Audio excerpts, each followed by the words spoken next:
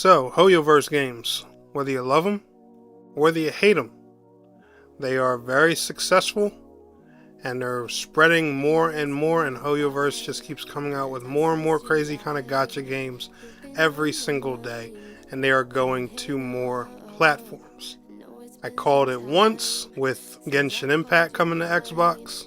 I called it again with Zenless Zone Zero coming to Xbox. And this isn't a HoYoverse game, but I called it with Wuthering Waves coming to Xbox. And the data miners are already finding Xbox code inside of the game files. So whether you say I'm 2 for 3 or 3 for 3, I'm pretty confident that Zenless Zone Zero is going to be hitting the Nintendo Switch too. Let's go ahead and talk about that. Gamers and gamettes, what is going on? My name is Tanek127 and welcome back to another video. And guys, in today's video I want to talk to y'all more about Zenless Zone Zero. However, if you want to stay updated on all things Zenless Zone Zero, make sure you are liking today's video, subscribing to the channel if you're new, and let's go ahead and get on into today's topic. So, also, we are doing a special promotion on Zenless Zone Zero. If you guys want to go ahead and get involved with the game now while you're waiting for a possible future Switch 2 version, you can play it on mobile, PC, PlayStation, or Xbox. Feel free to use my link down in the video description to get started in Zenless Zone Zero today. Nintendo and HoYoverse. Alright, we've been here before, and the last time we were in this predicament, our hearts were broken. We got a beautiful trailer for Genshin Impact announced for the Nintendo Switch, and then after that we got almost half a decade of silence. And no game. Trust me, I'm not laughing because, you know, I'm laughing at you guys. I was just as salty, alright? I'm a diehard Switch lover. Now that the Switch 2 is here, I think this is going to certify things a bit more.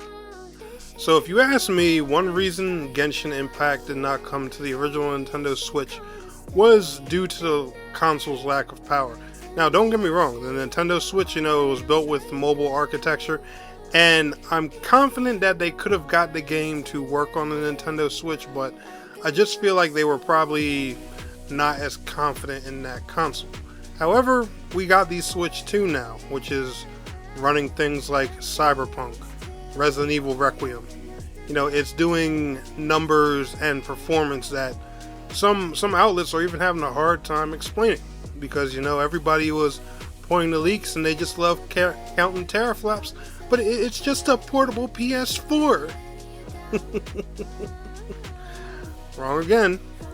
Requiem ain't running on no PS4, and Cyberpunk runs like crap on a PS4. But anyway, we'll get into that. We'll get into that whole thing another day. I think this is the console where HoYoverse is probably going to make their moves with Nintendo, and the reason for that is because, like I said, the Switch uses mobile hardware architecture at the end of the day. Not only that, but it's a hybrid console, meaning you can use it portably and you can also use it on your television or monitor and things like that. That is the perfect setup for a gacha game, because gacha games, their most popular platforms are not consoles. Because before Genshin Impact, the most popular places to bring gacha game were two places: PC and mobile. You have a console that's a hybrid. This is perfect for people that love playing gacha games because they can play it on their screen or they can play it on the go. So why would HoYoverse not bring their games to this platform? And Zenless Zone Zero would be the perfect testing benchmark to test their games, because Zenless Zone Zero is it's not as big as a game as Genshin Impact. Honkai Star Rail would also probably even be a decent one too, but we'll talk about that a whole another day because that's a whole different topic. But Zenless Zone Zero, think about it. It's instance based, you know, it's more dungeon crawler like, and you know, it's not such a giant open world game. This would be the perfect game to use to see and gauge, you know, how their games are going to do on the Switch 2, and then they can move over to things like Genshin Impact or Honkai Star Rail. Now, don't get me wrong, they very well could be like, look, we promised them Genshin Impact a long time ago, we're going to go ahead and do that first. But for some reason, I just have this feeling, especially after the interview the lead producer did with Famitsu just 2 years ago. Guys, I'll show you his quote in case you forgot. Currently, our highest priority is increasing the quality regarding the platforms that we plan to work with. As we continue the development process, we think we will find the possibilities for this. Of course, there's an assumption that it will be made into an excellent experience, and as a personal fan of Nintendo, I will be very happy to see that become a reality.